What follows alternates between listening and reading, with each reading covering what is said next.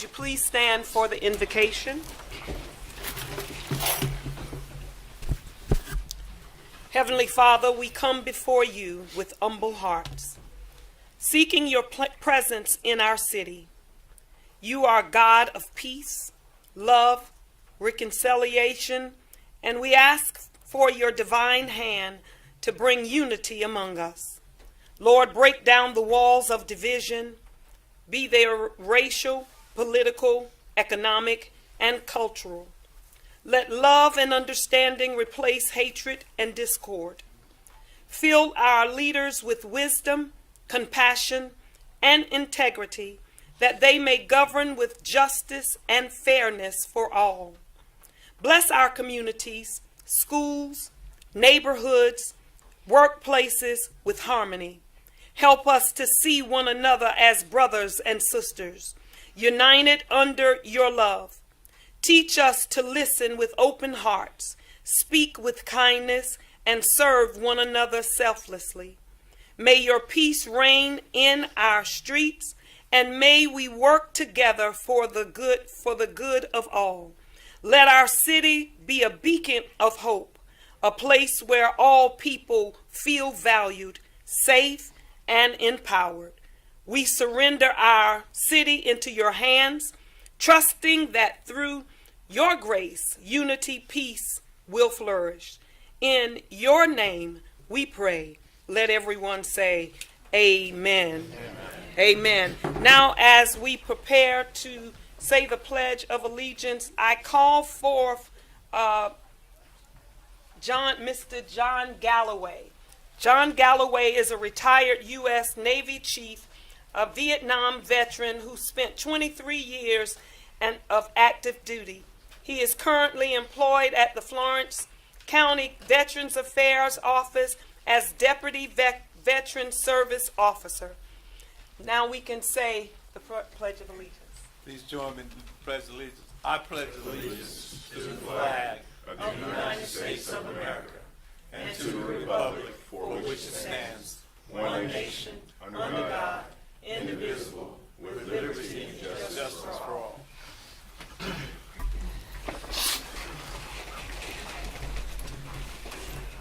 Thank you to all. We got a packed room, so everybody's mic is on. Council, we have approval of minutes. What say you? So moved. All those in favor? Any opposes? The ayes have it. We will have appearances before council. Those who are here, we have a lot on the agenda, and we want to give you adequate time. So you have 5 minutes allotted. So our first person is Miss Gloria Jones.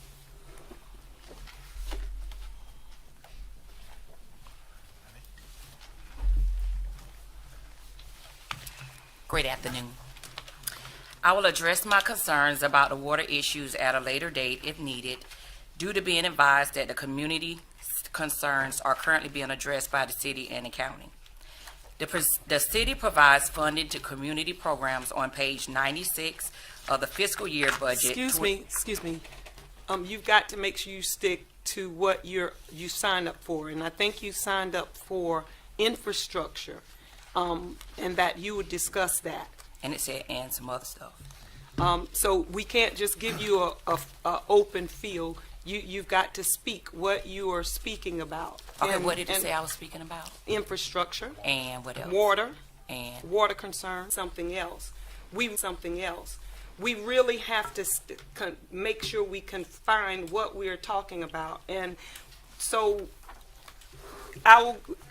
we're going to have to start the clock over, allow her to speak, but it's not just an open field day where you can go down the list and just name stuff. For clarification, you met with the community and I attended the meeting. So my concerns was about things that I have concerns about. And we gave you, we sent you. So I'm going to get your 5 minutes have begun. So can I talk and just address it? Okay. The city provides funding to community programs on page 96 of fiscal year 24-25 general fund. Under non-departmental, it shares a list of community programs receiving funds by the city. For clarification, I'm requesting the city explain what is this program that provides community programs funding. What are the qualifications to receive these funds? What is the application process? How is this information shared with the public? What is the criteria and limitations on funding being provided to the same community programs? Also, as a nonprofit organization, I'm requesting the city propose more funding to assist and help with nonprofit organization efforts to giving back to the community. As a business owner here in Florence, does the mayor and city council assist with landlords as it relates to funding to assist with financial hardships due to various tenant concerns? For example, does the city of Florence County Council and mayor have the authority to create a program for landlord assistance, programs to provide funding to repair rental properties? Landlords would like to build on their properties, but due to funding issues, there are a lot of vacant lots. Does the city of Florence offer funding for landowners to receive funds to help build on their property to assist in making Florence look beautiful on their property? The City U 2025 spring application allows educational opportunities for local citizens to learn how the City of Florence functions as a municipality. Can you explain who is over this program? How many citizens are allowed to attend this opportunity? What is the criteria for acceptance? Community involvement. Does the city and mayor allow the local community individuals to be involved on any involvement on issues as it relates to the community? I'm a local citizen that is active in being more involved with the city of Florence as it relates to many concerns of the community. How does the mayor and the city of Florence involve local citizens in being involved on communities to provide community input in the decision-making process of the city of Florence? Also, I am a supporter of Jazz on Dargan being a business that is the heart of downtown Florence. It has brought the community growth, visitors, jazz music, excellent reviews, social atmosphere, local employment, taxes, and much more. I encourage the city of Florence to support the Jazz on Dargan to remain a great asset to the community and the city of Florence. Thank you. Thank you. Thank you so much for that. Next on our agenda is Mr. Tommy Mitchell.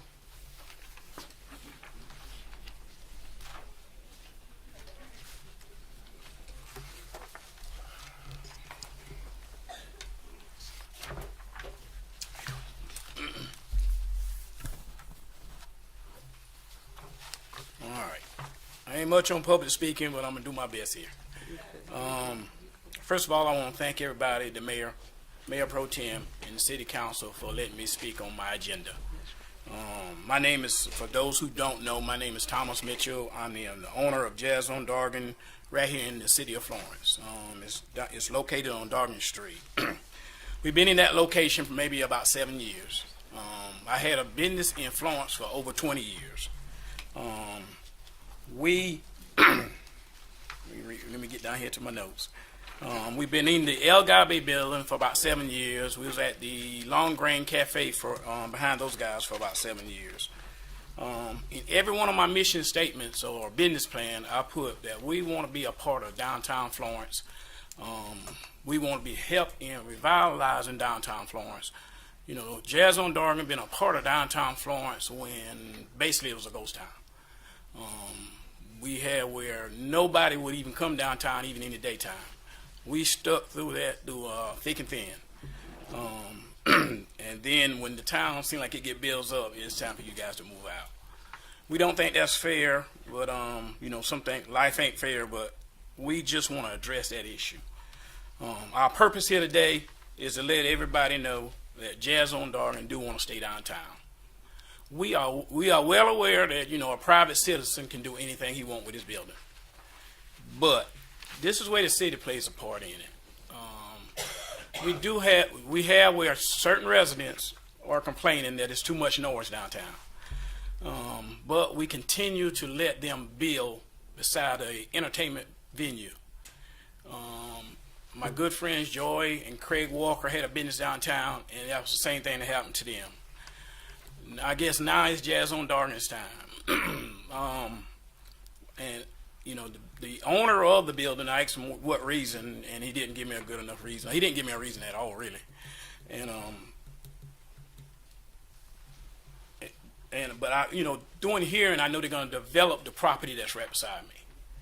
And in saying that, they're going to put retail and condos, apartments right in that building. By our history, that's already downtown, we know that's a bad recipe because the residents ran that business from down there. With me having live entertainment right beside that building, it doesn't make sense with our already history. And for the city to allow residents to move in right beside a venue, it doesn't make a whole lot of sense. I think we're going to put more, they are planning to put more apartments behind what they call TK Clothing. It's only a matter of time before they do the same thing to him. It just seems like a lot of our smaller minority-owned businesses are being pushed out of town. I'm not trying to make this a racial issue because Jazz on Dargan probably have one of the most diverse patrons there is. I just want to tell you a little bit of some things about Jazz on Dargan, if I can get through it. All right. Got my notes here. Jazz on Dargan is a small business that brings a lot of diversity to downtown Florence. You can go in and look at our comments on our reviews. We bring some of the best atmosphere, food, and just the entertainment. Nobody in Florence offers the entertainment that Jazz on Dargan does. Local entertainers we provide services for local entertainers to show their talent. You almost can't find that nowhere around here unless you go to Columbia, Charlotte. Little to no incidents that happens out there. Little to no. Other than few residents complaining they can't walk the streets at night.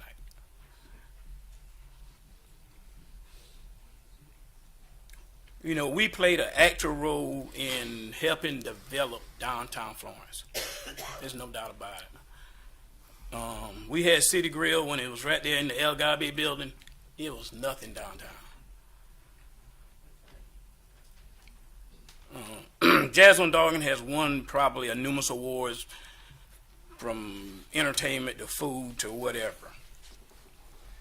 But this is some of the things that we're asking the city for help on. Having the city to modify their reviolation and their growth downtown. Their what? Help to retain smaller minority-owned businesses.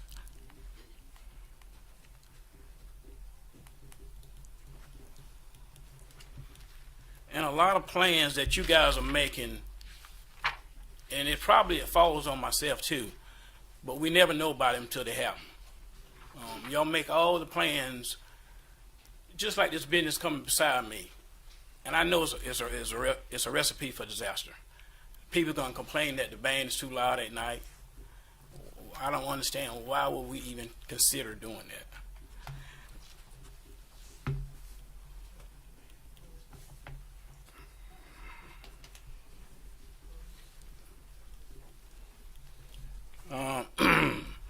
In wrapping up, a few things, a couple of people said that, I don't know where this comes from, the city has offered you 3 different locations, you turn all of them down. I have been in no discussion with the city about anything. I did have a few, let me back up. I did talk to the mayor, I did talk to some of the city councils, and they did, work me on saying some things that we can help you with.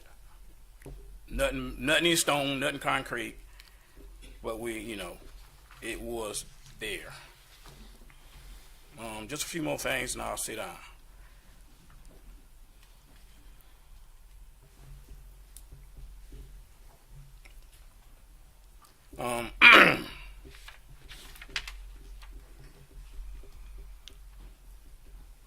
I think that's about it. Well, while we'll say some things, so I do want to say, Tommy, you know that you're near and dear to my heart. We're from the same area.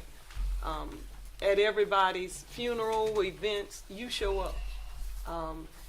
But I also frequent your place because I do love the atmosphere. I love what Jazz on Dargan has brought to the city downtown area.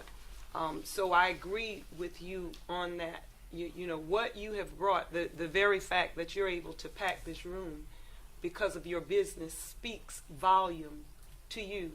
And every time it was a complaint or something was going on, I picked up the phone and I called you. And I, as soon as I found, probably last October, when I found out about you having to find another place, I hit the streets and I started riding around looking for other buildings, because what you bring to the downtown area is something I feel that is needed. 20 years ago, when I did Oscars, we hit the streets. Ed Robinson and George would come by Oscar James Salon and Spa to tell us to let's go by, because most of the buildings were not owned by us. So we knocked on the doors and we were telling people to buy and not rent. Buy, because what was coming through. My position has always still been the same. I want to see our people to be a part of this.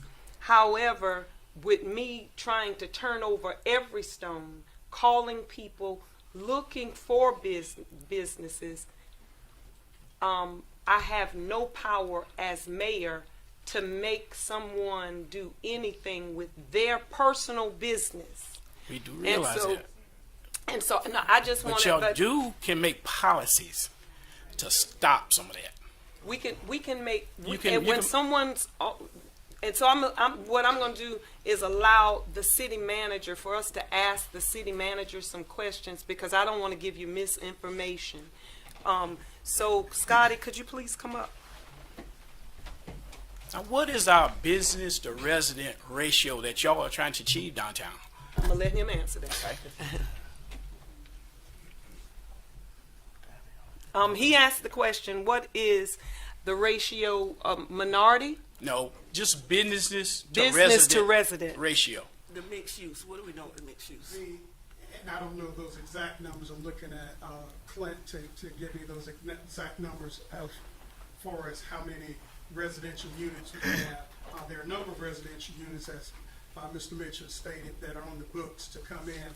We do know of some down there. I don't know the exact numbers. We have about 80 businesses total downtown. Of those, I don't know the exact number that are residential. However, in all of our plans, and we're Main Street, National Main Street, it does speak to residential. That's something that we push. Most successful downtowns will have a large residential population. One thing, I spoke with Mr. Mitchell, and I've certainly visited his place throughout the years as well, and I agree with all his statements about how popular it is and all the great things that he's done for downtown, and certainly commend that. These are growing pains that we're having as we develop our downtown.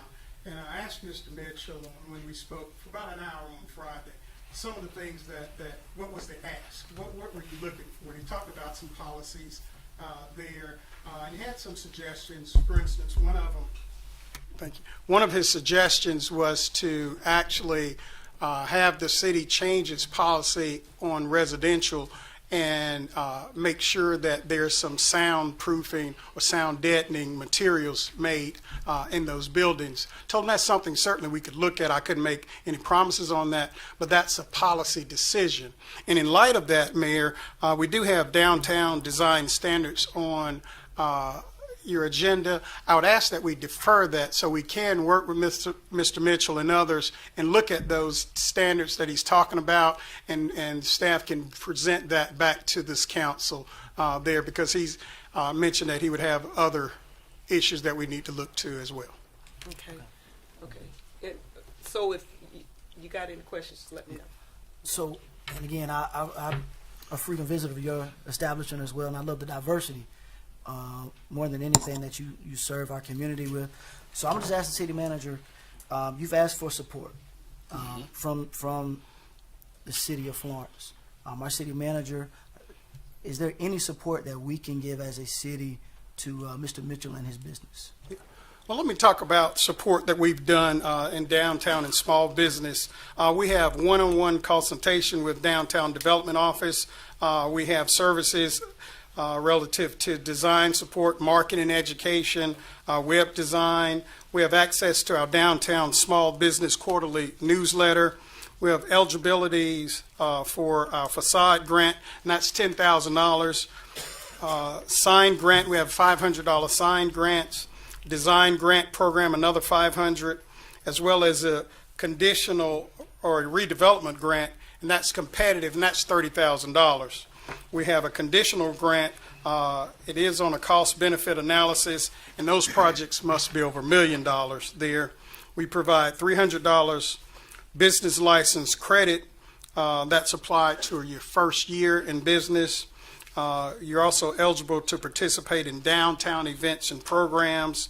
We have a streamlined Idea to Open Services program that includes one-on-one support with downtown development, planning, business license, engineering, and building. So if you have an idea and you're ready to move in, we do some one-on-one to get you moving and up to speed quicker there. We have access to Florence Downtown Development Corporation low-interest loan pool programs. That is, again, we have criteria on that, minimum credit score, etc. We work with the Greater Florence Chamber of Commerce on membership. We also work with SCORE on membership, and that's free one-on-one business counseling development there. We work also with Francis Marion and Florence Darlington Tech. We've worked with Jazz on Dargan in the past since they've opened. They applied for and received our sign grant, the City of Florence design grant, the City of Florence redevelopment grant, which is a tenant upfit totaling $29,692. They have also received $300 business license credit through our business department, as well as a $5,000 COVID relief grant from the City of Florence. And we continue to promote their activities weekly through our downtown development department. Okay. Let me say one thing about your economic development team. They don't, with me being moving out, they're supposed to bring businesses in here, help retain it. I hear not one word from them since this happened. Not one word. They didn't come and say, that team is for downtown Florence, to develop it, maintain it, and no word. The director is lost on the subject. Who is the director? That's Hannah Davis. Not one Okay. word. You're finished? Well, so with all those programs that we have, if Mr. Mitchell was able to find a building downtown or in our general downtown district area, we could still support him by any upfit or anything of that nature, right? Certainly, absolutely. None of those programs you mentioned are available to me today. It's only when I open up that I got that 7 years ago. It's not available again. Yeah. If you move to a different building, then yes, the building that you're previously in, the previous owners received funding as well in that, and we got a new owner. We actually extended those offers to you as well. So we will do that if you're in a new building. We certainly would extend those to you. Chair recognizes Councilman McCall. Thank you, and again, Tom, thank you for being here and just showing the amount of support you have. Listen, I'll be the first to say, and we talk all the time about this. Listen, when we won the Main Street Award for downtown, which has only been given to 2 cities in the entire state, Greenville and Florence, I'm willing to bet you whatever I got, we would not have won that award without Jasmine Dargan. You are a staple. Appreciate it. And so, and we spoke countless of times trying to help this transition. I know it's tough. I think we're going to figure something out. But as you can see, and I can't speak for everybody on council, but I'm telling you, there's nobody up here who do not want to see you still open. All right, everybody wants you there. I guess it's just the logistics of how it works. So I will implore you, please, don't give up. Whatever the city has to offer, I implore you to please meet with the mayor and with the city manager to figure it out. I know you probably got a little timeline there, but please don't give up. Downtown needs Jazz on Dargan. And as long as I'm up here, I'll make sure you always have my support. So again, please. But again, Scotty gave a lot of things that we have available. Meet with them, please, and see if we can figure something out. Thank you. Hey, I just want to say thank you to everybody who came out. This room, if this would have been at 5 o'clock, I don't know where we'd have put the people. I really appreciate this. This shows you the support that Jazz on Dargan has. Yeah. And I really appreciate that. And Tommy, before you leave, before you leave, Scotty, and one thing he's talking about is the residents and putting residents down there with the businesses.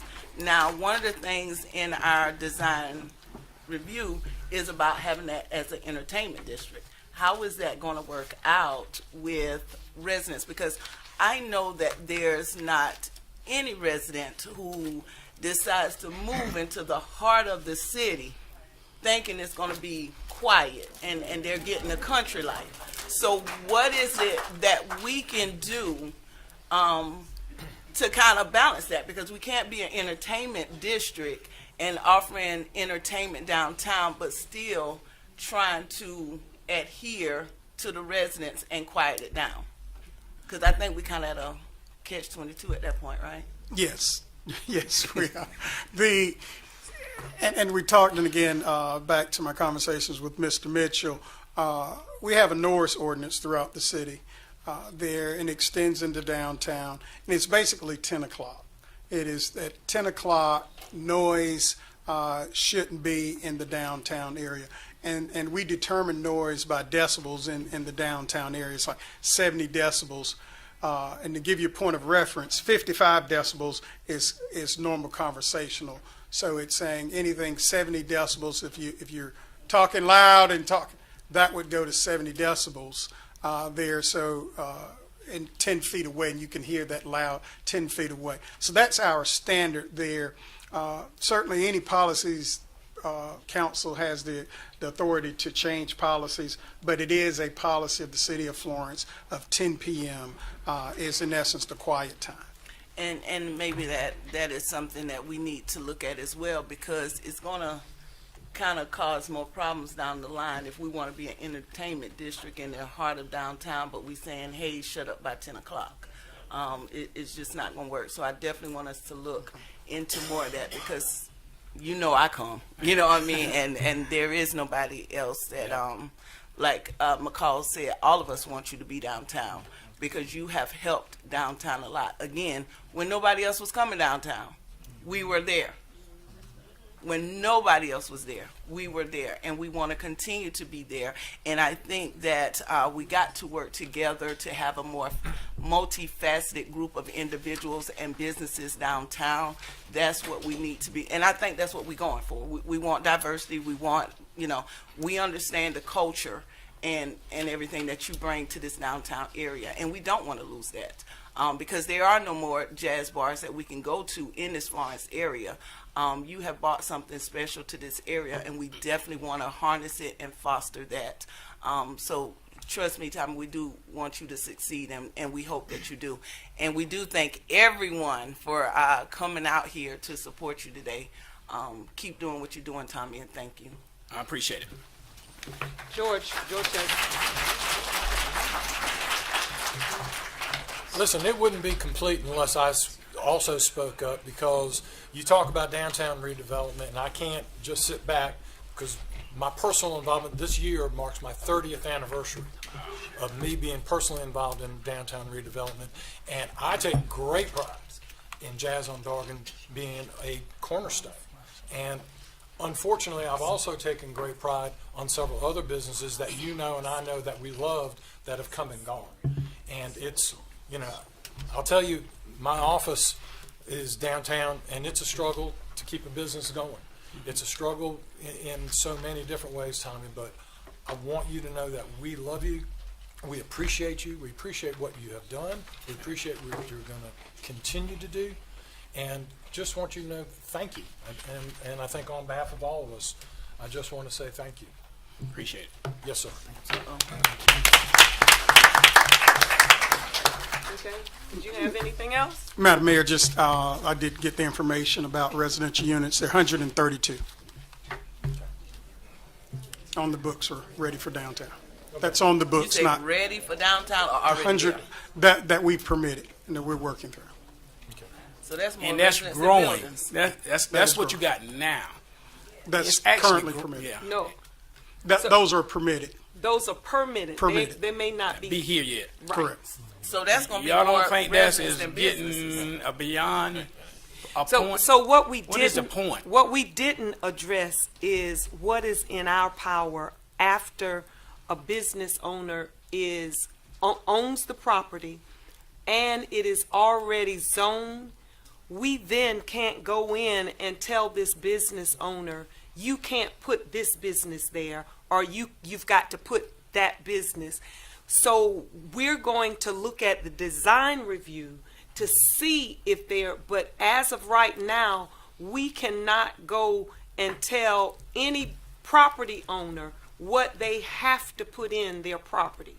And so Are you sure? no, we can't. If it's zoned for whatever, that's what can go in that. And so legally, we can be sued if we tell them they can't put a certain business in in what they own.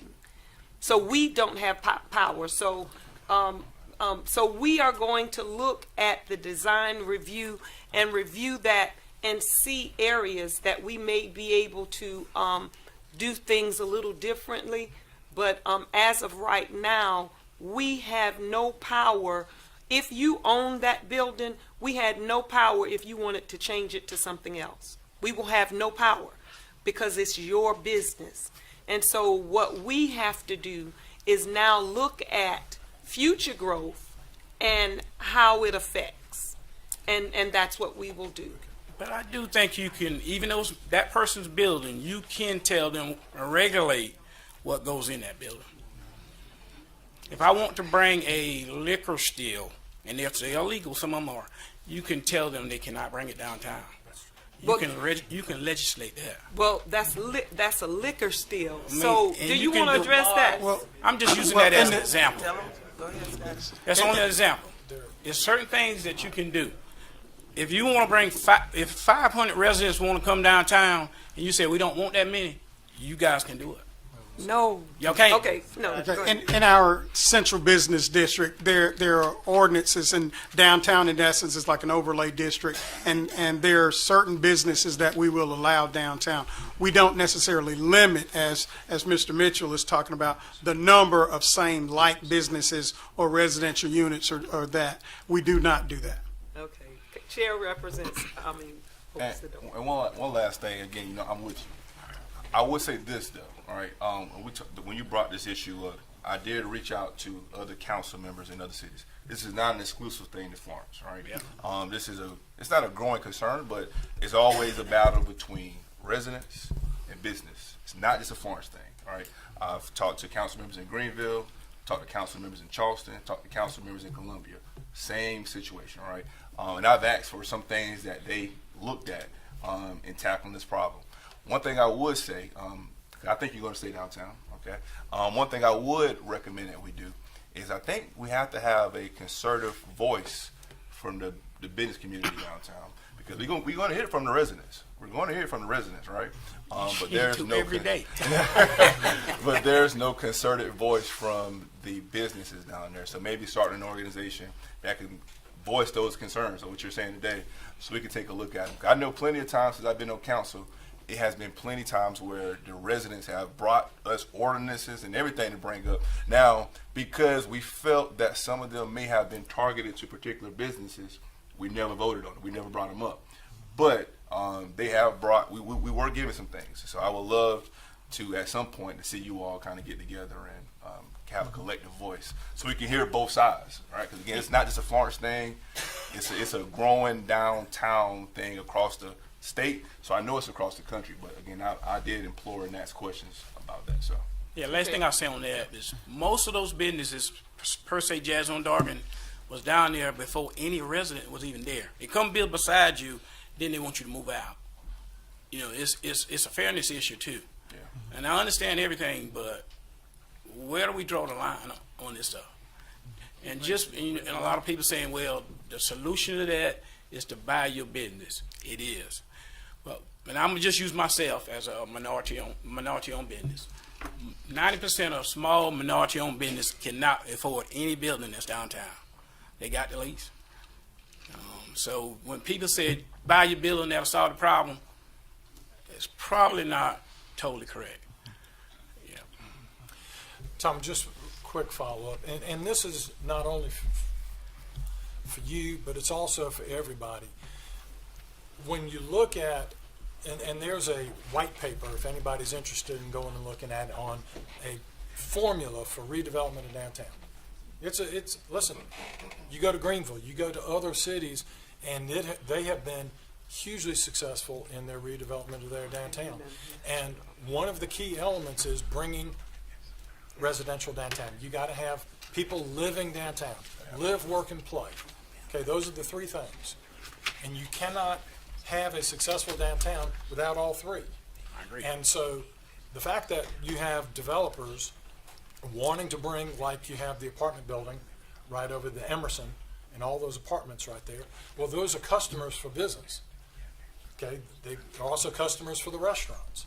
So they're customers, the residents are customers for the businesses that are there, they're customers for the entertainment that's there. So it's an interactive process it's a three-legged stool, and it requires all three. And just like to say, well, you can only have so many residences, it would be no different than to say, well, you can only have so many restaurants, or you can have only so many entertainment clubs. It gets really problematic when you start having all of us up here, none of whom are experts in city planning. Now, that would be the city manager and his planning staff, but none of the rest of us up here are. We're all members of the community doing various different things. And we have to rely on these information we've gotten over 30, 40 years that have said, here's the process. And you have that three-legged stool, and the three-legged stool sometimes is going to lean one way and sometimes is going to lean another way as it goes forward. It's never going to be flat and even throughout that entire process. But the information I've had during this whole time that I've been involved in downtown redevelopment says we need all three. So we need Jazz on Darden. We also need residents. And so if you're asking me, and I'm just speaking for George Bailey and myself, if you ask me, well, I'm going to vote against residential's coming, I'm not going to do that. Oh, no. We need residential downtown. So I'm supportive of residential, but I'm also supportive of the businesses that are coming. And yes, it is a tough balance, and it has to be balanced out. And that's, Mr. City Manager, as we go forward, looking, is there anything we can do? And if there's some things other communities, as Councilman McCall said, we can learn from some of these other communities. If they have some things that they are doing that can help us and give us guidance, absolutely, we need to look into that. So I hope that helps you to say that we are committed to looking into it. But if you're asking, do we have a perfect answer for you today, the answer is no. Oh, no, I didn't expect that. But Okay.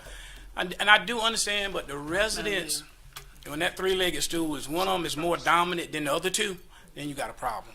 You do. And Regardless we only of which got one it is, you're right. in Reading, the 100 block of Dargan Street. I'll speak on that block. This one I'm in. We only got about 3 or 4 residents. The other blocks we got, the number you just called, in the hundreds. Right. 3 people is running the whole downtown. Well, I can't. That's that three-legged stool you talking about now. Well, and I understand that's. And they say what goes on in that block every day. They take pictures, send to the chief. They take pictures and send to the mayor. 3 people. Listen, That's stool that's got we're here on behalf of the city. We for you. We're here on behalf of the city. We can't speak on behalf of any individuals, okay? And so that's where we are. Once And they plant I that- spoke to you from my heart. Yeah, you did. And I And I hope appreciate you understand that. I do. Okay, so Thank you. Chipper wanted right. to say So something. Tom, the and biggest then thing I will say, since we've been discussing this and we've had a lot of dialogue back and forth, but today you've actually came with a solution to actually make us, well, not make us defer, but for us to reconsider our downtown design plan. And that is with the soundproofing of residential areas so we can have entertainment. A lot of people come up here and complain and tell us a lot of things, but they don't come with a solution. I just want to thank you for coming with an actual solution that we can look at. So, and you always said it, this isn't really about me, it's for the next guy. You're kind of making a solution for the next guy. So thank you for using your influence for the next guy. But I am supporting you to make sure you're still that guy downtown. And I want to appreciate all y'all taking your time. LaShondra has something. And I want to piggyback because what Councilman Smith said was exactly what I was going to say. Because you packed this room, we're now having to rethink our design review because it was on for us to vote today.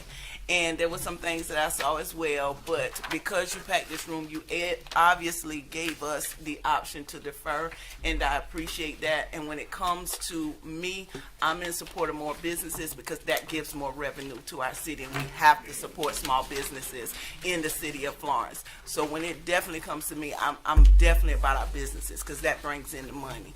And thank you again, Tommy, for bringing this to us, for letting us understand that there are some things wrong that we need to focus on within these policies. I appreciate you for that. Thank you, guys. Appreciate y'all. I won't comminate nobody, but I just want to make my point. I appreciate you. All right, we're going to move on down our agenda. Appearance before is John Cox. Mr. Cox had to leave. Mr. Cox had to leave. And Ms. Millicent also. We'll give a few minutes if a few people would like to leave at this moment.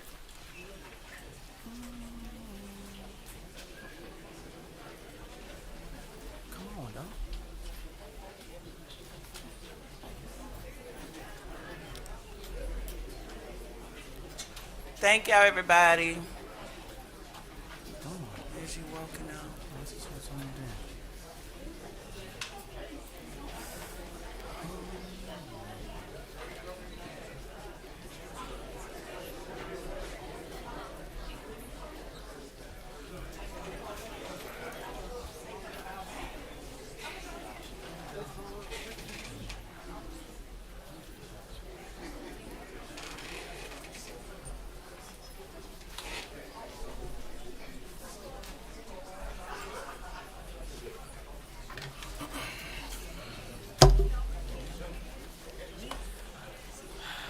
Okay, council.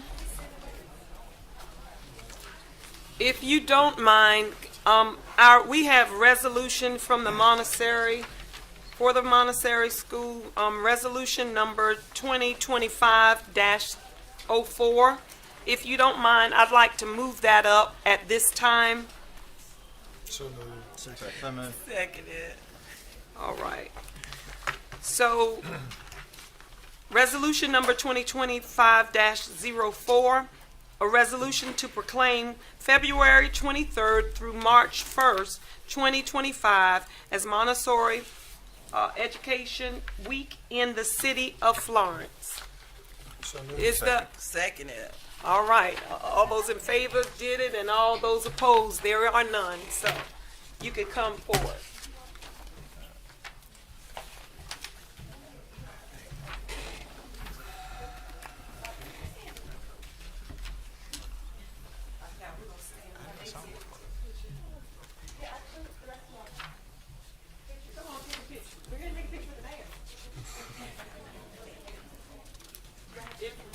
Yeah, I'm gonna let you speak right after the picture. Some get on this side. Can somebody? You all, are y'all gonna come and take a picture?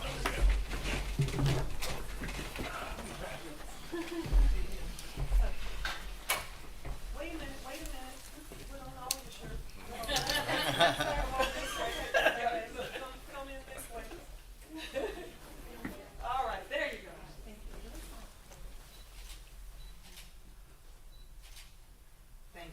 Thank you so much. Now, if you'd like to, yes. Thank you all.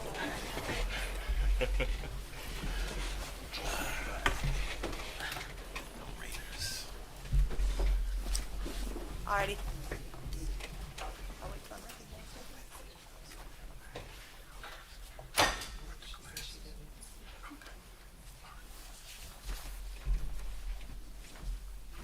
Yeah.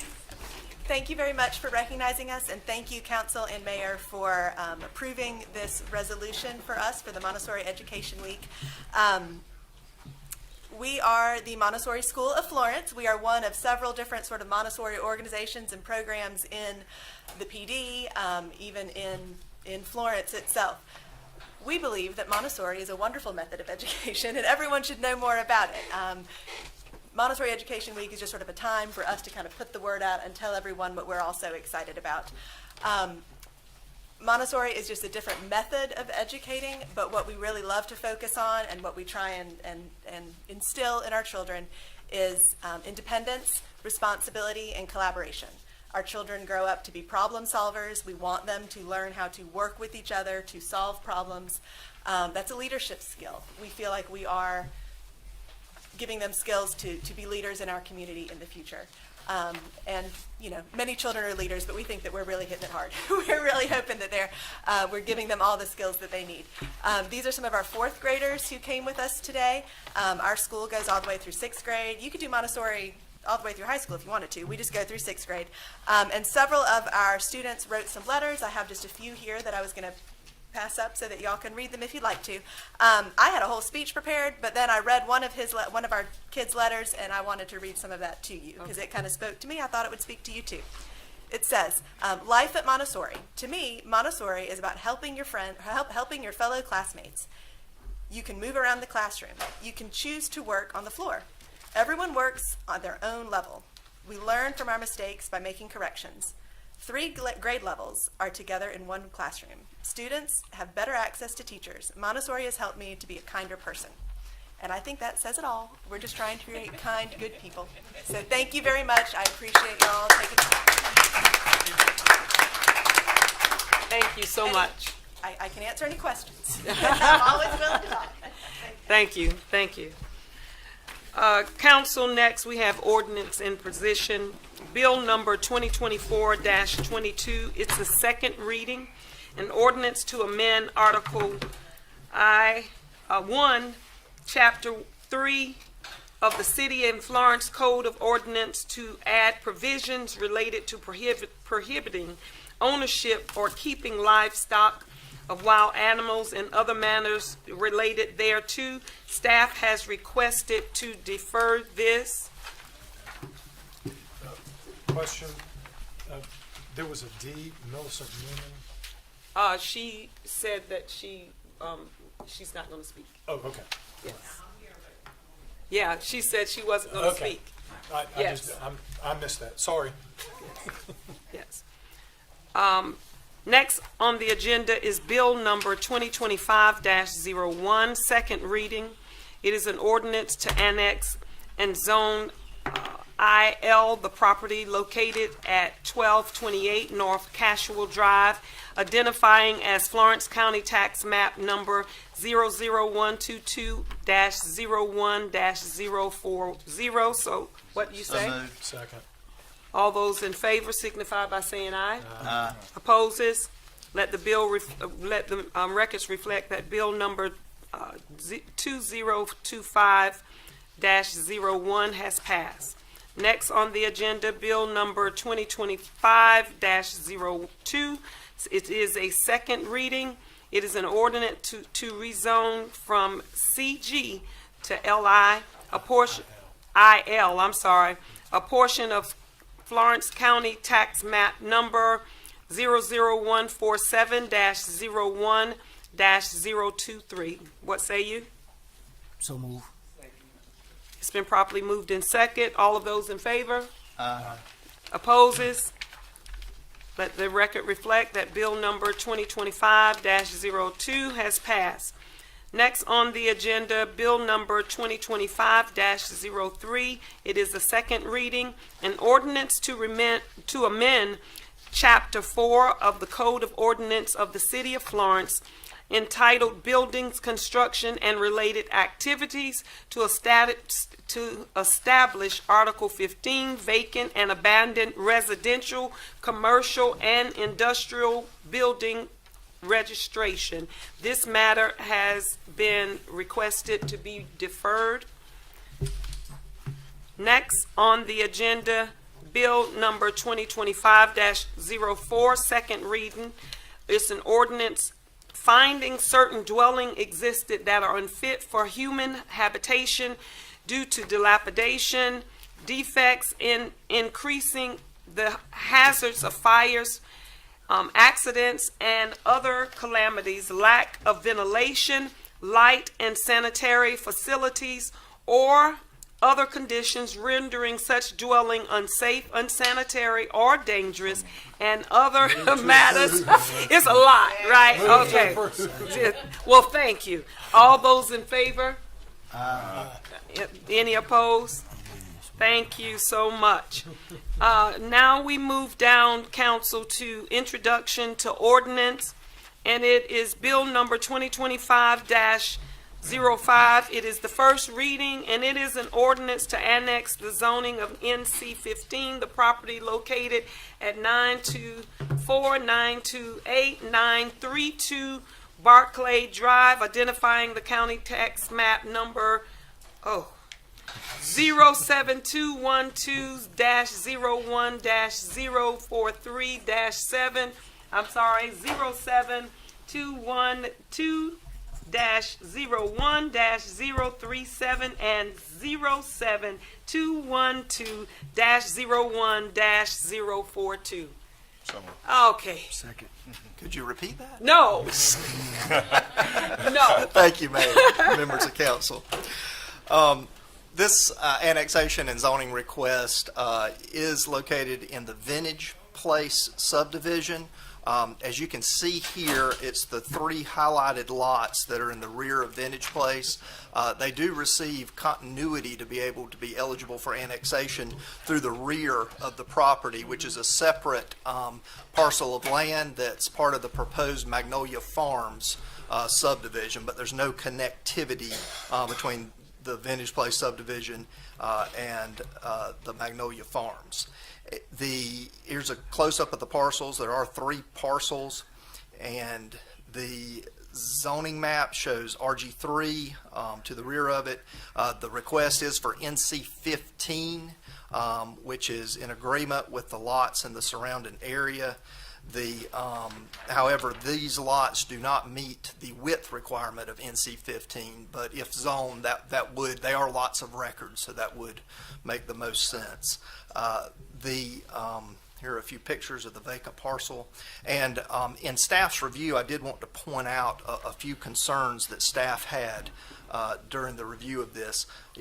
Vintage Place subdivision has a lot of road degradation, as well as some stormwater issues that are internal to the subdivision, and so any supplying of services, especially like sanitation, would further, because they would have to go all the way through the subdivision to access these 3 lots without servicing any other individuals within the neighborhood. So there could be potential more degradation to roads as sanitation. Also, it wouldn't be an efficient use of our services because fire, police, as well as sanitation, it is located in the rear of the subdivision. And also the public hearing, during the public hearing portion of Planning Commission, we did have a number of residents show up and remind us of a 2016 effort to annex the entirety of the subdivision through a 75% annexation. That did slightly fail. They got about 60% or so support. So the entirety of that subdivision did not come in, or it didn't even move forward to council at that point in time. So The recommendation? The recommendation from staff as well as from the Planning Commission is not to zone and annex. Okay. Councilman? Yes, Jerry, thank you for that. And first, I have 2 comments about it. Number one, it's time for Vintage Place as an entire entity. If they want to come in, let's have them come in as a whole neighborhood. You have the economy of scale at that point. If you're going to go do trash pickup, you go do trash pickup throughout the whole. And then, of course, you have everybody helping to foot the bill and to help collectively pay for it. And you just don't have 3 lots way at the back. And there's just police, fire, all of those services. You got to have an economy of scale that goes. Can we go back to that image that shows the entirety of the neighborhood, please? Any idea how many homes there are in Vintage Place? There you go. 196. 196. Let's just call it, we'll round up with these three and call it 200. Pardon? That does not include those two. We'll call them, we'll add those three to it and call it 200. How about that? So if you had 200 homes coming in, that's very different than three. Is that correct? That's correct. Okay. So I am in favor of, and I would ask our city manager and you, can we have it, it's 2016 to now, that's, 8 years. And maybe it's time to have another meeting with the neighborhood just to see what their thoughts are now. Maybe the whole neighborhood is ready to come in at the 75%. So I don't want to close the door and say, oh no, Vintage Place as a neighborhood can't come in if they choose to do so as a neighborhood. And let's, be proactive and have that conversation with them to see where it goes. It may go nowhere, but at least we can know, and that way we can decide as a collective, does it something that the neighborhood as an entity is interested in? But if the question currently before us is those three, and I can't support just those three. Councilman. Jerry, can you pull that image back up again? With the new Magnolia Woods, what's it called? Magnolia Farms. Magnolia Farms. Do we have any kind of renderings of what, would there be any connectivity? I see that's a cul-de-sac there. Is there going to be connection with Vintage Place and that at all? There would not be, no. I was going to say, if that was going to be the case and that could be accessed, easier through that side, that would be certainly something to consider. But yeah, and we have 3 years in order to begin providing services. Yes. So And water and sewer is available here. So, from the yes. time of annexation, it's a 3-year clock Yes. to actually begin to do trash and sewer and things of that sort. If there was some kind of way, to come in through that way, it would make more sense, certainly. Okay. All right. You ready for the question? Yes. All those in favor? I'm sorry. Hold up. If we vote on it or we defer, if we defer, couldn't they, wait until later and come back if things change? If we vote it and vote it down, then it's not an option for a year. Is that correct or no? I don't know. I think. Is that just for a zoning change? For a zoning change, Okay, it so would. that's just a zoning change. But if they came back as a whole neighborhood, that would be a different request. Or as individuals, if something changed with that neighborhood and they connected that cul-de-sac or whatnot, okay. Yeah, I All think right. I it just would. didn't want to shut them down for a year. So if there was a, just to be clear, the recommendation is that council vote no. Is that correct? That's correct. All those in favor signify by saying aye. All those opposed? nay. Nay. All right. Let the record reflect that this did not pass. Next on the agenda, Bill number 2025-07, first reading. This is an ordinance to annex and zone RG-3. The property is located as 1001 Tunbridge Place and 3. Did I skip B? I sure did. I'm sorry. I'm sorry. Please go back up. I skipped one. Bill number 2025-06 is the first reading. An ordinance to annex and zone CG, the property located at Gilbert Drive and Freedom Boulevard, identified in the Florence County Tax Map number 00178-01-244. Motion approved. Second.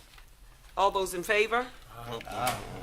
Is there, hold up, we ready to go. Go ahead. Thank you, Madam Mayor.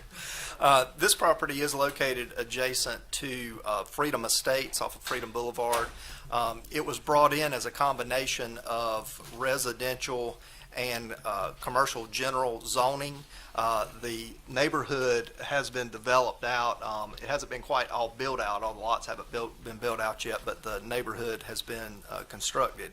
And the larger parcel along Freedom Boulevard was brought in as commercial general. And since then, they have acquired this smaller parcel adjacent to it and wish to bring it in and hook it to this parcel and zone it commercial general as well. City water and sewer services are not available to this parcel, or city water service is available, city sewer service is not. It would have to be extended, but if they hook the parcels together, it would be available because it's available from that Tahoe Lane drive there. And Planning Commission did recommend 7-0 to recommend this zoning designation. Okay, Councilman McCall. Yeah, my question is, can you go back to the map? I know oftentimes you'll have residents complain about having commercial properties right beside their subdivision. Was that already zoned CG, the prior parcel, not the little parcel now? It was already zoned commercial. Okay, and then did we rezone the RG3 portion, or? When it was brought in, when it was annexed in, the RG3 portion was designated at that time, and then the commercial was also designated at that time. So it was brought in under the zoning you see there. Okay. When was this brought in? Do you know off the top of your head? I looked it up just the other day. I think 2020. Okay. I don't think I was on council. We had 21 and 21. Because I mean, it is, of course, you can't vote against it because the CG is already there, and this is just a extra partial. But I mean, I can see the residents being upset because you got a commercial general lot right beside it. But I just wanted to know when that change occurred because it just it's kind of weird. But and at the public hearing portion of Planning Commission, we did have some residents come in that were concerned about that. But once they understood that was already zoned commercial general, they were kind of like you. There wasn't much. Yeah. From a practical standpoint, it just that's right. But the zoning ordinance would have some buffer requirements and things of that nature. Okay, so like buffer from where they can put beside. Okay, I got you. All right. Okay, so you ready for the question? All those in favor? Aye. Opposes? Let the record reflect that bill number 2025-06 has passed. Next is bill number 2025-07.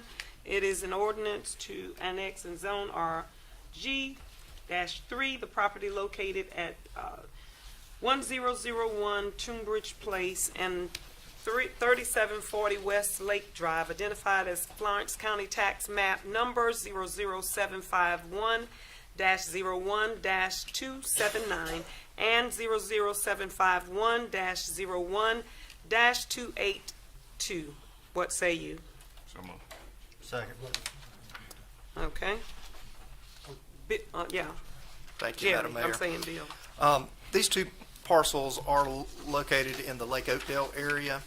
The applicant originally came to us because he had gone to the county to develop these parcels, and under their zoning and the required setbacks, it essentially caused them to be undevelopable. If you're familiar with this area, and let me back up one. You can see along this area the little cul-de-sacs there, just to the left of these parcels, and you can see how there's large homes located on smaller parcels in this area. It's kind of a unique development along the lake here, and his plan was to build similar type dwellings on these lots, but they were essentially undevelopable in the county. It was obviously a PDD or some sort of specialized development at that time. So we worked with him, we talked to him, and under our lot averaging rules of our Unified Development Code, it would allow development of these parcels in a very similar nature to what's along that block and what's adjacent to it. So they did request annexation. The proposed zoning is RG2. Planning Commission was unanimously in support of that, and water and sewer are available to both lots. Thank you.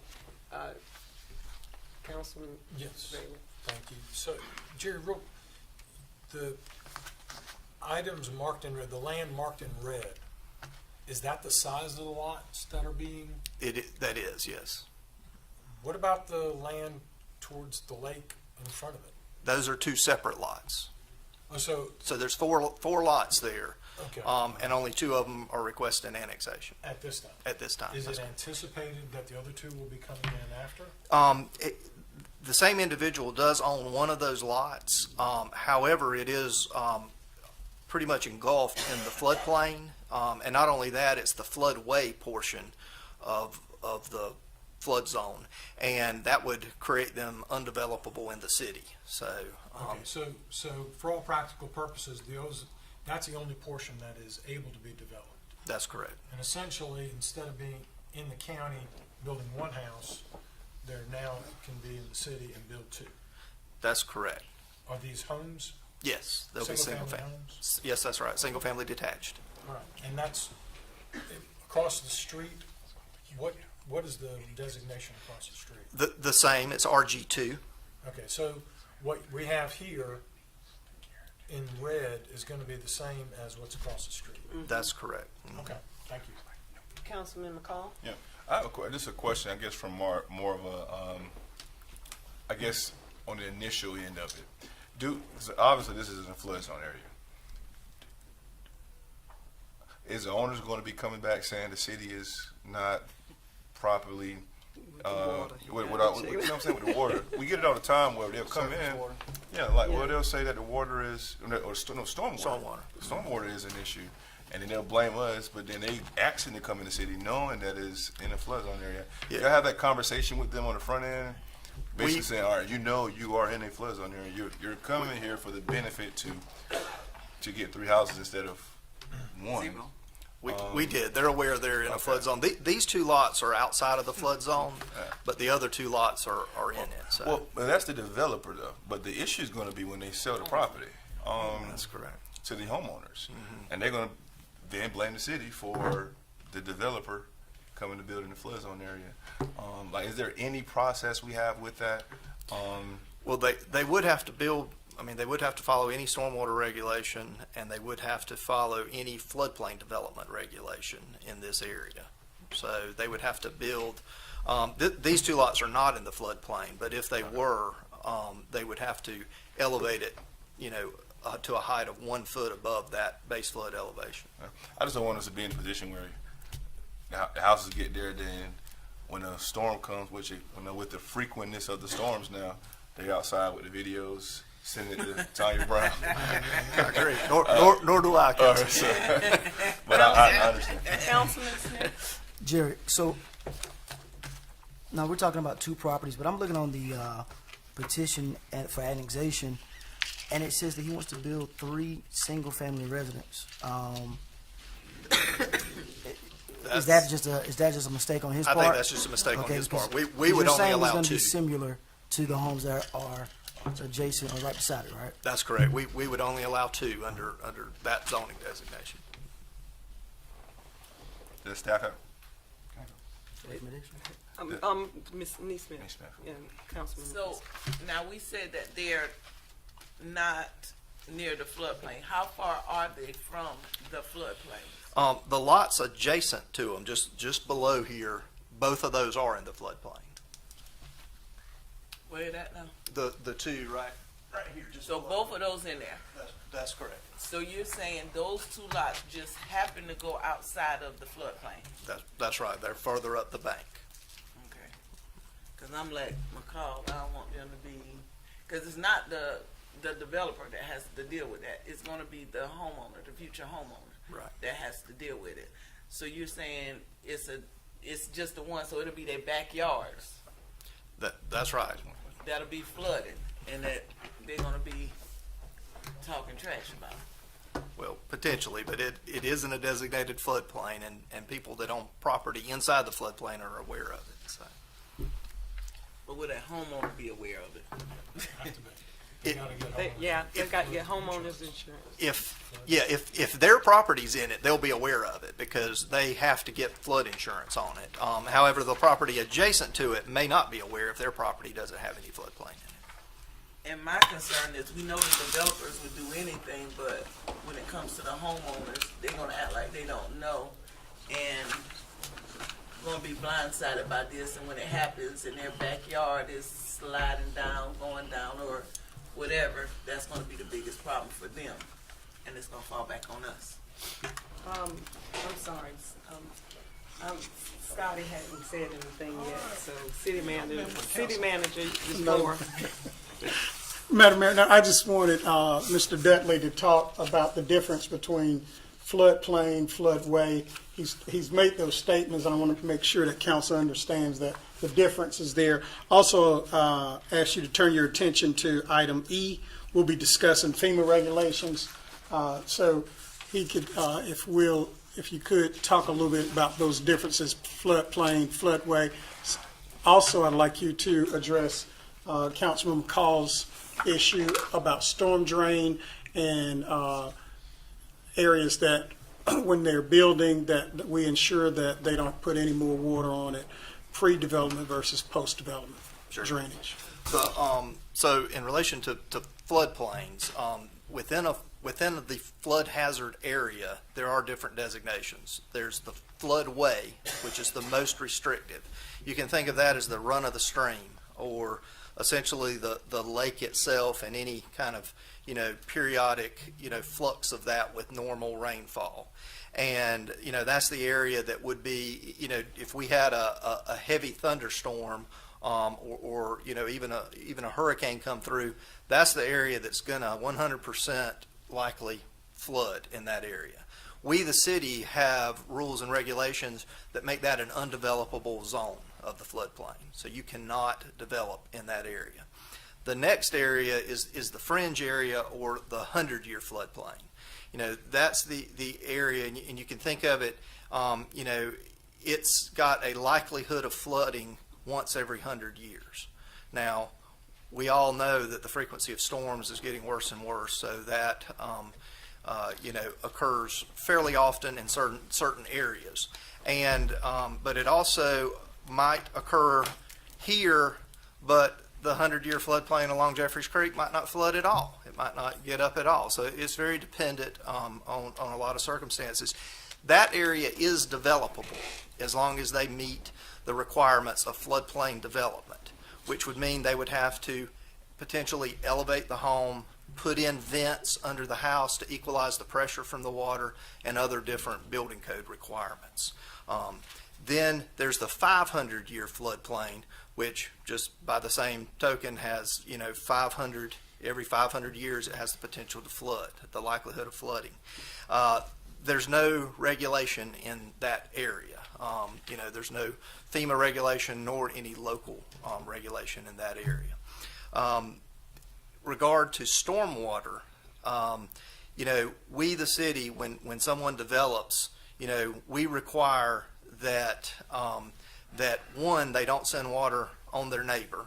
They're not supposed to design their lot in such a way that it's pushing water onto their neighbor. And also they have to have a plan, to get that water to a storm drain such that it has positive drainage away from the house, and it gets to a storm drain or a drainage channel of some sort that makes its way to our public bodies of water. So we do, even on individual lot development, we still do pay a lot of attention to stormwater and to make sure it gets off of the lot and, not on other individuals' lots. Okay. And just last thing, and I guess based off of you all's review, is there a staff's recommendation on this? We do recommend that they be annexed and zoned R2. Okay. Or RG2. You mentioned Jeffries Creek. My house backs up to Jeffries Creek. When Hurricane Matthew came, Jeffries Creek surrounded my house. Even though my home is, the front part of it is above, I have to have it elevated because of the flood zoning, and I have to carry flood insurance. So those are things that, as a homeowner, that you realize when you build, your backyard's in the swamp. Well, there's a chance it's going to get flooded. That's right. Here, this property itself is not in any of those floodplains, right? That's correct. Okay. Thank you very much. All right, ready for question? All those in favor? opposes? Let the record reflect that bill number 2025-07 has passed. Moving to bill number 2025-08, first reading, an ordinance to adopt the updated downtown divide. We are deferring this. Because of what we've just talked about. So let's move down to bill number 2025-09. It's the first reading. It is an ordinance to amend the City of Florence Unified Development Ordinance relating to the Flood Hazard District to maintain compliance with the current Federal Emergency Management Agency, FEMA, regulations and adopt the revised flood assurance rate map firm. So moved. Second. Thank you, Mayor. Chair. Every so often, it falls approximately every 10 years, FEMA reevaluates the floodplain maps within a given jurisdiction. They did the lower PD watershed in the early 20s and released the preliminary maps in 2022. And when they did that, it then goes out to the public process where we have some public workshops, and then there's an appeals period, which went through 2023. And, so during the update of these maps, we did go out to the public. Myself and Eddie Weaver in our office attended some of these workshops and talked to the public. And it boiled down to there were very little actual map changes within the city during this time. They were very along the fringes of the city, and they were very minor changes. So I will report that there were very few changes. As part of this process, we are required to update the new maps to maintain our eligibility for our residents to participate in the flood insurance program. They also audit our floodplain ordinance at that time, and there are a few required changes that I'll go through real quick here as part of our Unified Development Ordinance and our floodplain ordinance. The first is in our riparian buffer section. We're just simply updating the date of the maps from the December 2014, which are the current maps, to March 25th, 2025, which is the effective date of the new maps. And then the same in the flood hazard area, our reference, our date has changed in this instance. And then under our general standards for flood hazard reduction, FEMA did require us to put statement A in here, which is a statement that says reasonably safe from flooding, that will review all permit applications to determine whether proposed building sites will be reasonably safe from flooding.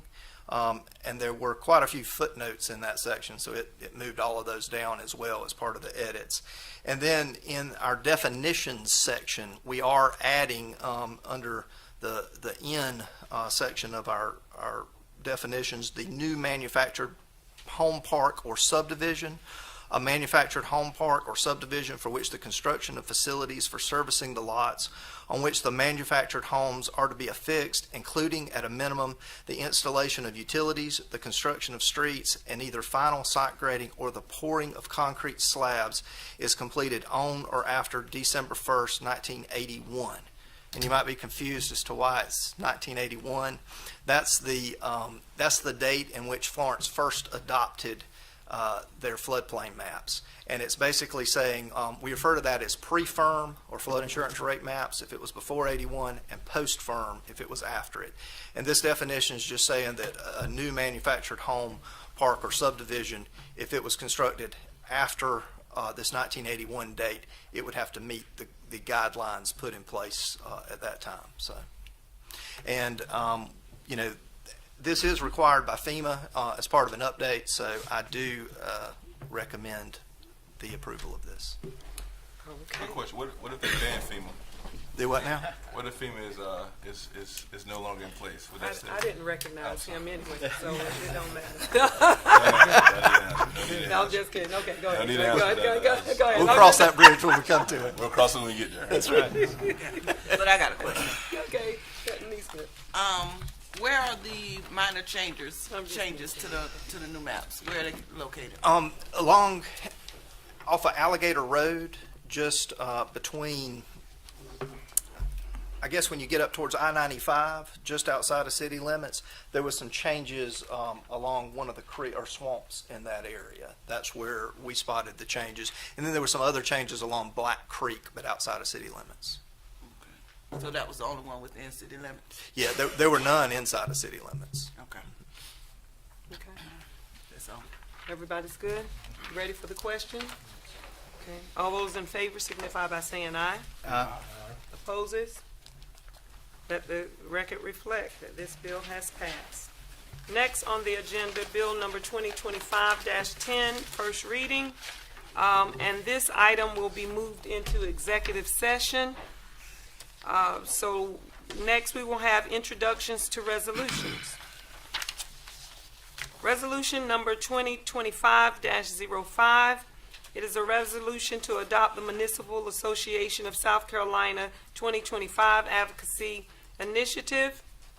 At this time, Madam Mayor, because we are going to get legal advice from our council regarding tort reform in executive session, one of the initiatives is in regards to tort reform on there. So I would love to.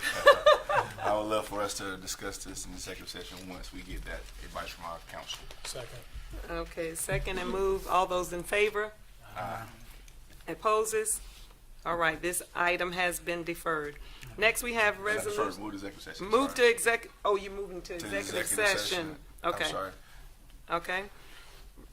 Next resolution is dash 2025-06. This is a resolution authorizing the city manager of the City of Florence to execute an agreement between the City of Florence and the South Carolina Office of Resiliency. So moved. Second. It has been properly moved in second. All those in favor? But now we got to hear from Clint. Just real quick. Where did you come from?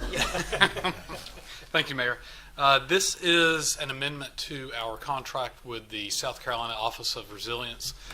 They are giving us a little bit more money, so we, of course, always are very thankful to accept that. So this is in regards to the McQueen and Cedar Street stormwater project that's currently under construction now within the Timrod Park area. And so they are increasing the North McQueen portion of the grant by $1,717,000 approximately, and then the West Cedar portion by $331,000. So oh, wow. Great. it's very good. That sounds great. Question by George. What is the total cost of the entirety of the project? The total project now is just over $5 million, about 5.25, 5.3. And if I'm not mistaken, we already have a contractor? Yes, contractor is currently working. It's under construction. Thank God.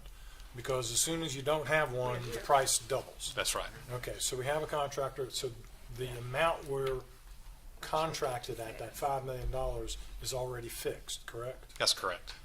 We're just getting extra money to help pay that bill. That's right. Perfect. Thank you. All right. All right. Sounds good. That's all I got. All those in favor signify by saying aye. Aye. Opposes? This item has passed. Now we move to resolution 2025-07. This item will also be moved to executive session. Now we will have reports to council. City manager.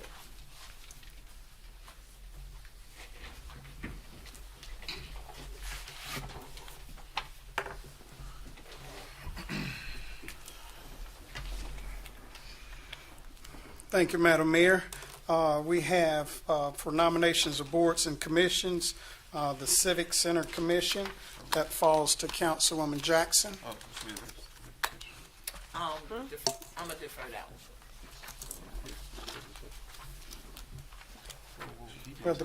Oh, you know what? We said we were going to do that in executive session. Report, discuss. Okay. Okay? We'll take And that so now we'll move to city manager's report, if you don't mind, city manager. Thank you, Madam Mayor. Just a few items I'd like to inform council of. We will be doing smoke testing the week of February 24th in a number of areas off of Oakland Avenue, Waterman, Sopkins, Woodmont area. Smoke testing is just what it sounds like. We will be putting smoke in our sewer system to determine if there are any leaks in that system. We've had several concerns about smell in that area, so we will begin smoke testing. Our marketing director will be getting out information. We'll be going door to door to inform the residents. We'll also have our fire department on standby in the area as well to ensure that there are no issues. But we will be putting smoke in that area. We'll be pressurizing that system with smoke to determine any areas that will have any leaks there. We would see that smoke coming out of that system. Yes, sir. So I imagine there's like check valves or backflow prevention or something to keep that from going into residential homes? Yes, it won't go through the homes. We're going to keep it in our main line. It shouldn't go up in the house there. We're looking literally on our main line there. And then again, any areas, whenever we have a leak, there are two issues with leaks in sewer. One is obviously the putting that into an environment. But secondarily, we get a lot of water infiltration in our sewer system, and it's not built for that. Now we're treating that water, storm water that will get into our system. But it should not cause residents any harm. They may see it out in the area there and thinking and calling the fire department, hey, there's a fire here. So we will have, again, the fire department there. And you said that was Waterman, Sopkin, Woodmont, in those areas, those general areas. We'll narrow down those areas as the weeks go by there, but we will be getting a listing, having this in the public domain through our Facebook, social media, those items, and we'll be going door to door when we start. It'll start that week. It'll take 3 or 4 days there, but we will go door to door with door hangers to inform the public. And when will we be doing it in the West Florence area? We'll start this one first, and then we'll start moving around the city. Okay, Councilman. Thank you, Madam Mayor. Scotty, I know you're going to find leaks. There's no question in my mind you're going to find leaks, okay? I'm more concerned at this point is, okay, once the leaks are identified, how is the process going to be about fixing those leaks? Are we going to have to rip up everything and dig down and replace pipe, or we've talked about this, doing a liner that can be blown inside of the existing pipes and just create lining? Is there any opportunity to look at using some of the new technologies that are out there as a means to maybe save some money and speed the process up? And I'm speaking way out of school because I don't know anything about any of it. So I'm just asking the question. Right. I think all of those are options. Once we identify those leaks, it may make sense to do point repair. There's one point, there's a leak here, and we do a point repair, immediate point repair there. In other areas, we may have to replace a line, or as you talked about, lining that line there. So all of those things are on the table now. We'll work with our engineering staff and team and determine best methods. Okay, thank you. Councilman. All right, so two-part question, Scotty. How often do we do smoke testing? And then secondly, for the areas that we are testing, when was the last time we tested in that area? We do smoke testing very infrequently. Looking maybe 10 years ago probably. I don't think we've done it in a while now, but we will be doing that shortly. And as we need to, we'll be doing it on an as-needed basis. One more thing. Is this the most efficient way for us to find leaks? Yes, sir. When we have, and is it the most efficient way in a larger area? We do get a lot of calls, and we'll go out and we don't see anything. Just having the customers call in and saying, okay, here's a leak, and we know about that area there. But without that, then this is the best way. Okay. So next week. So there's no requirement that we do a smoke test or test these every so often or every? No, it's not a requirement. This is the city being proactive and trying to address issues. Okay. Okay, just a few other things, Mayor, if you will. City University, we've talked about that a while. I think this is our third year having City University.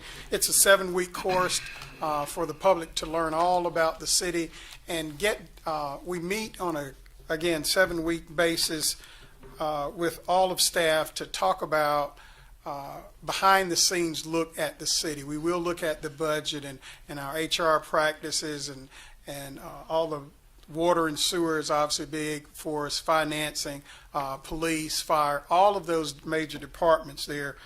It starts March 17th and it ends April 28th. Registration opens today and it'll run through March 10th. We do limit it to 25 participants. We do take a bus tour throughout the city. Therefore, we're limited to 25 participants. It's been very successful. We continue to do this over and over again. We've had 9 fires in about 10 days. We're having a run of fires there. Our fire department has done a great job in addressing those issues, but we are recognizing we're having, in this stint here, a number of fires there, asking the public to be diligent in that, particularly as cold weather comes through the area. I do like to recognize our fire department. They did save a 4-year-old, the life of a 4-year-old during one of the fires for sharing this great job.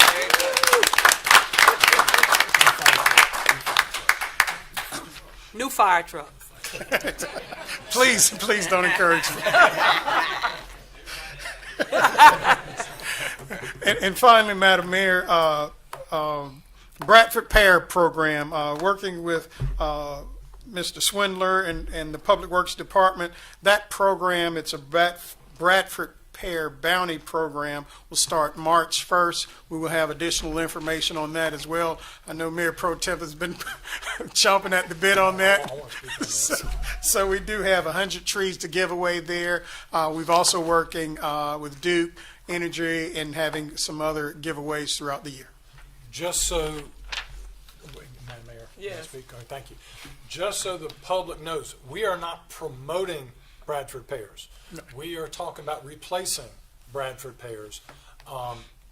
If people don't know this, and every so often I think we need to help get the word back out. Am I right, Adam? Right? Okay, we need to get the word back out that Bradford pears are not a native species. They're an invasive species, and they're really pretty when you see them, but all those white flowers that are going to be coming out probably in the next 2 weeks all over those trees, they just overkill the pollinating of other plants, our flowering fruit trees and all of that. That's why you don't see them anywhere near peach farms or anything like that, because they'll take over a peach farm. And so you see them all down along the road. So when you're heading down the highway and the interstate and you see all these white puffs of trees out there, those are the invasive Bradford pears. And the state of South Carolina has a program to eradicate, hopefully one day, all the Bradford pears in the state of South Carolina, so that we can have our native trees and plants come back and not be overpowered by these Bradford pears. Thank you very much for that. Thank you, Mr. Swindler, for your help on that as well. It's just one of these little things that I've been concerned about. Thank you. That concludes my report, Mayor. George the gardener. I used to have Bradford pears at my office, but I took them all down. So now we will do the mayor's report. I want to say to Scotty and the staff, we are doing fireside chat, and it has been a success in West Florence and in North Florence. City Manager, I want to thank you so much for bringing your staff out. Staff, I want to thank you so much. Your presence being there for the community means a lot. It means a lot, so we want to thank you. Now, I've been getting a lot of feedback. People are really excited that we are lending an ear to them, and so I just wanted to thank you. Now, there's also been some concern that, hey, are y'all, that's it? And we've got a long list that we're working out. Our next stop is next week, next Thursday, at Levi Park, February the 18th at 6 o'clock. Then we're going to the Leatherman Center because some areas don't have the facilities that we have at some of the city parks. So we're using the Leatherman Center February the 21st at 11 a.m. They will do the lunch, and we just come. We will also go to the YMCA, and that is February the 24th at 6 o'clock. We will be adding, this thing is rolling, adding Timrod Park area, Briggs School, and the Greek Church on South Cashua. And so we are really coming up with some great ideas, and I'm in the works right now working with some community people, following up on the things that we've come up with in these meetings. When was the YMCA one? The YMCA is February the 24th. Okay, thank you. 24th. So At 6. at 6 o'clock. The only one at 11 is the Leatherman Center. Okay? I think, so, yeah, that's the mayor's report. So that now we will move to committee reports. And our committee report is Business Development Committee. Yes, thank you, Madam Mayor. Appreciate that.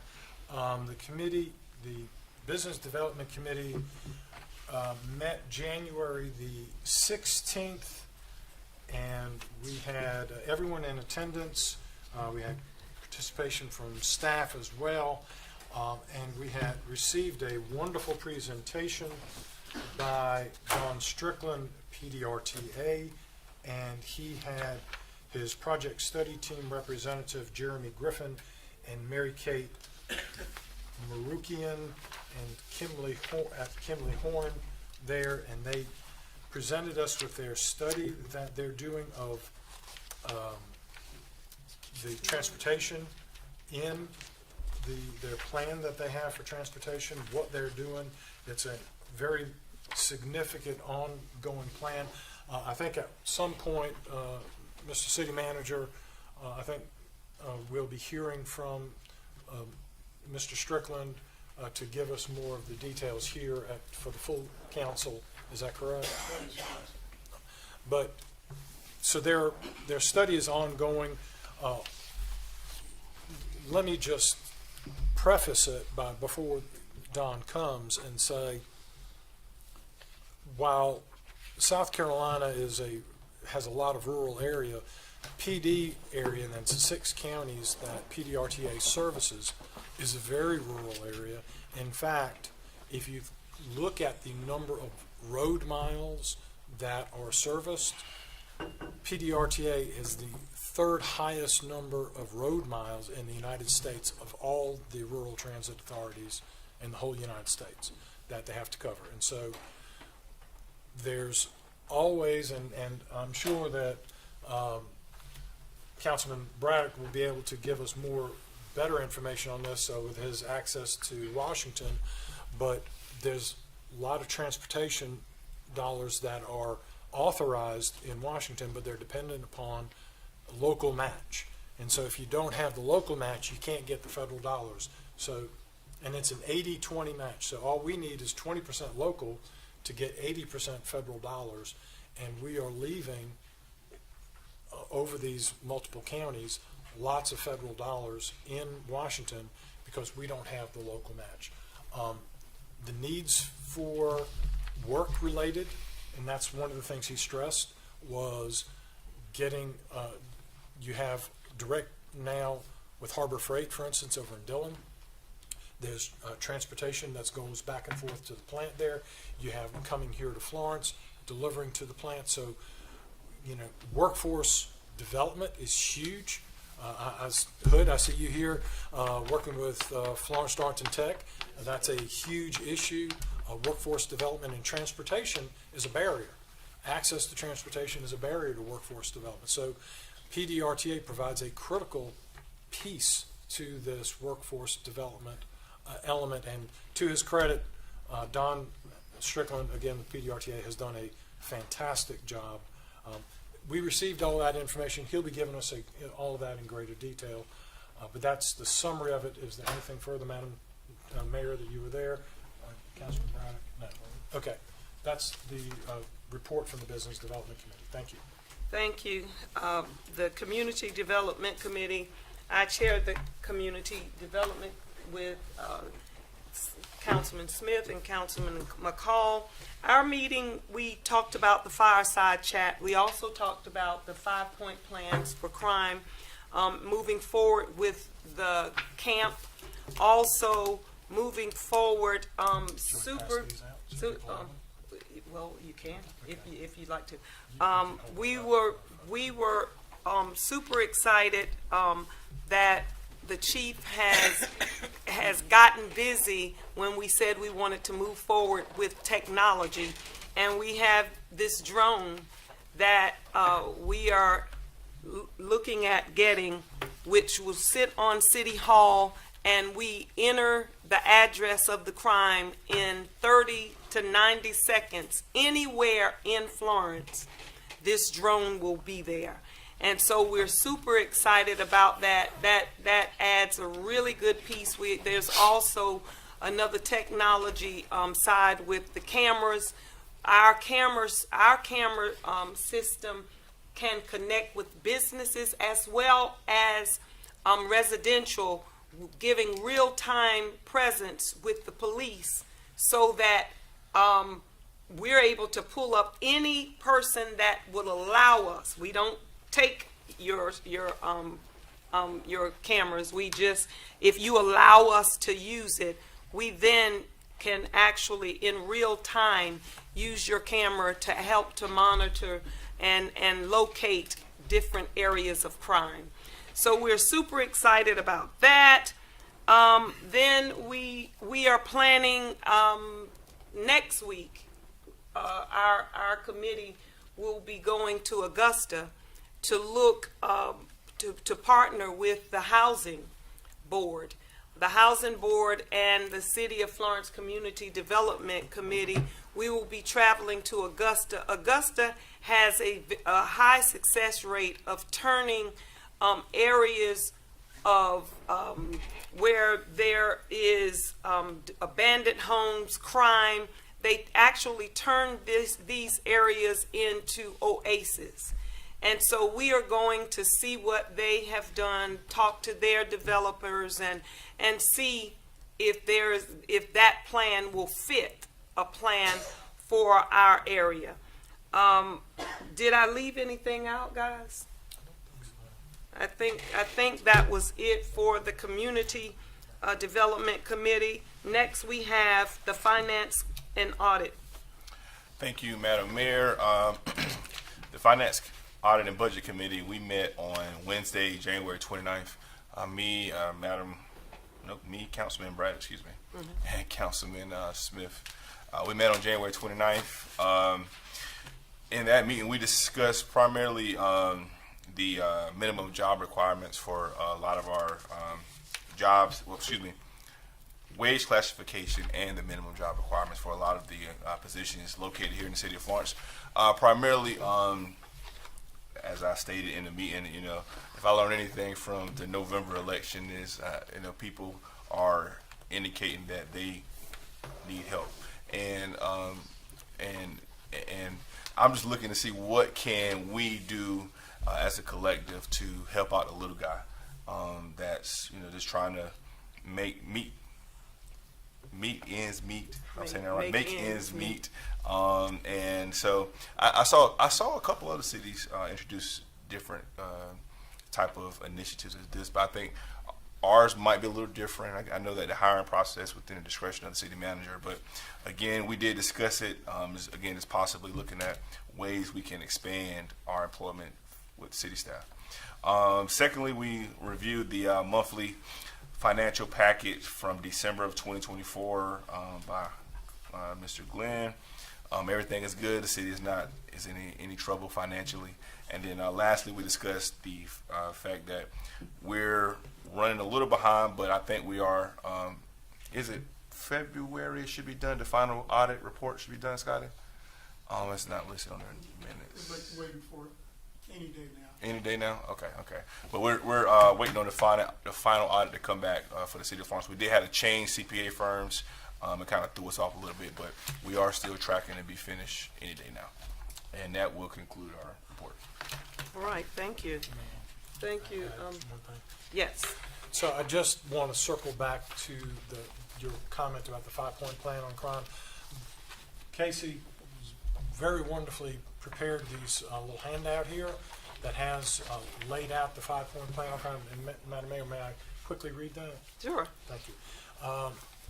Just for those who are unfamiliar with it, the first one is to bring back the community policing team so that we have, and I think that's in the works as we speak, personnel dependent, Chief Heidler, but the idea is to get those police force familiar with members of the community and members of the community familiar with them. The second is to create incentives for members of the police force to live in these high crime neighborhoods. That's a process that's ongoing. There's some funding that is available for those officers that choose to do that. Third, utilizing advanced technology to assist with crime prevention.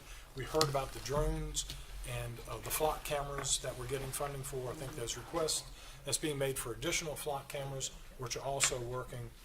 Number 4 is bring back Camp Fever, which is, you want to catch a lot of the youth who are at risk and have an opportunity to engage with them, and that's the 12 to 16-year-old age group, and that will be the summer. We'll start back with Camp Fever again, which will now be called Camp Caraway in honor of Sergeant Terrence Caraway, who passed away in October of 2018. And then the 5th is to crack down with strict enforcement on businesses where criminal activity is occurring with a very high incidence, and that is a process that's also ongoing. And I want to thank Madam Mayor for her leadership in presenting this. We have these up here. Up here. This whole stack of them, I stuck them down here. They're up here for anybody who would like to take a handful of them. Please take them with you and help pass it out. We want to get the word out that the city is very much committed to addressing crime. We want Florence to be clean, safe, and productive. Thank you. Okay, now we will move to executive session. Can I have a vote? Second. All those in favor? Okay, let me tell you what we will be discussing. For discussion regarding proposed economic development project, for discussion regarding appointments to boards, for discussion regarding the contractual matter regarding property related near the City of Florence Sports Complex, for discussion regarding contractual matter regarding Timrod Park, to receive an update regarding Project Urban Square, and to receive legal advice regarding the South Carolina State Bill, which is the tort reform. And we will also do the bill number 2025-10 in executive session, resolution 2025-07 and resolution number 2025-05. Boy, that's a lot. I said that already. Yeah, so it has been moved. Let's go into this section. To come out of executive session. So moved. Second. All those in favor? Opposed? The ayes have it. What? Okay. Council, we were in executive session, and just so that you know that there was no item voted on in session, but we have before us, let's go to the first one. The first, the moratorium. We're going to vote on this.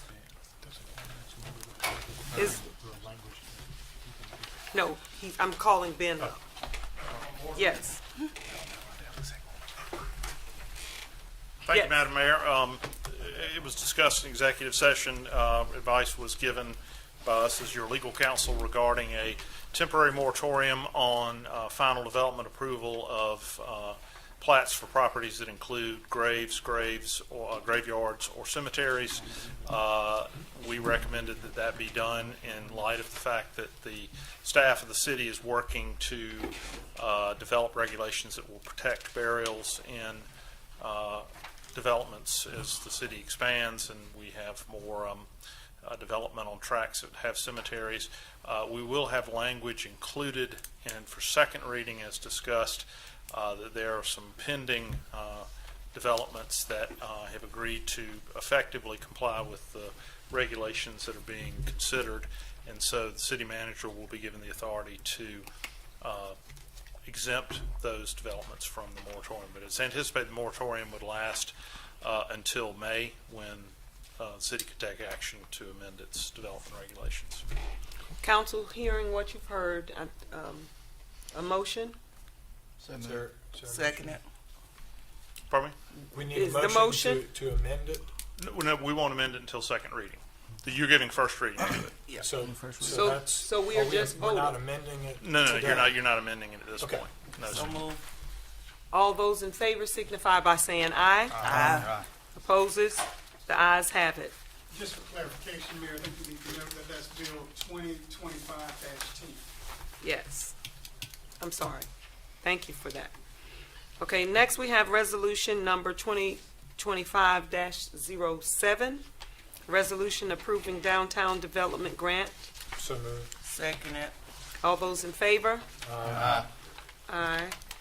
Okay. There's the resolution, is it 2025-05? This is a resolution for the Municipal Association of South Carolina. Read it out. Yes, advocate, are we doing that initiative? Ask if there's a motion. Is there a motion? This resolution dies. There is no motion Fails or a for lack second. of a motion. Fails for lack. Fail for a lack of a motion. Okay? And there was one other one, wasn't it? The conveyance of the real The property. Yes, ma'am. yes. So, discussion of regarding the contractual matter regarding the property located near the City of Florence Sports Complex. Ben? Yes, thank you, Madam Mayor, members of council. In executive session, we discussed the conveyance by the city of approximately 3.19 acres back to Floyd Family Properties. 3.19 or Excuse me, Point. 0.319, I apologize. 0.319 acres back to Floyd Family Properties. This very small parcel is located near the Florence Athletic Complex. This is basically to clean up a transaction that was done almost 10 years ago with some property that was donated to create the athletic complex. It contemplated the road, I believe it's Jenny O'Brien Boulevard, and it was discussed and understood among the parties at the time that when the development was complete, the road was complete, that any unused property would be conveyed back to Floyd Family Properties, which was the donor. So this has not been previously authorized by ordinance. We believe an ordinance is required. So, Madam Mayor, we would like to offer an ordinance, and I'm going to read the title of it. An ordinance authorizing the conveyance to Floyd Family Properties, LLC, of approximately 0.319 acres, more or less, incident to the donation of real property by Floyd Family Properties, LLC, of land on which has been constructed the City of Florence Athletic Complex and other matters relating thereto. This title, we believe, is sufficient for first reading because this is all the ordinance is going to do, is authorize that property to be reconveyed to Floyd Family Properties as part of that original arrangement that was done back in 2016. Great. So moved. Second. It's been moved in second. All those in favor? Aye. Opposes? Right. The And ayes. just to clarify, this item is coming out of executive session. It was included on the agenda as an executive session item, so it's properly included in the action agenda. Thank you so much. ma'am. Now we will have boards and commissions. Forgot about that. Me too. Thank you, Madam Mayor. We have the Civic Center. There's one expired term, must be a resident of the city. We have seeking reappointment Ann Scott. This falls to Councilwoman Neesmith Jackson. And we're going to defer. Thank you. Next, we have one vacancy on the Parks and Beautification Commission. This falls to Councilman Mayor Pro Tem Jabali.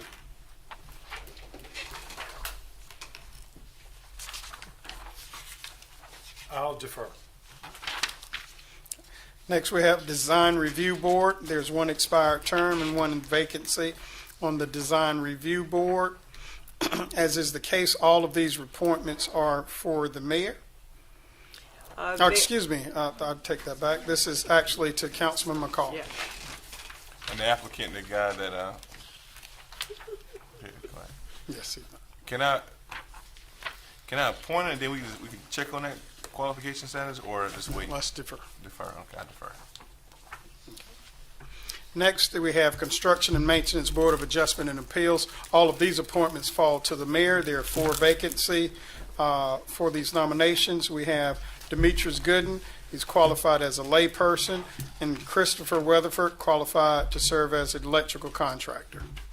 Okay, I will appoint those 2.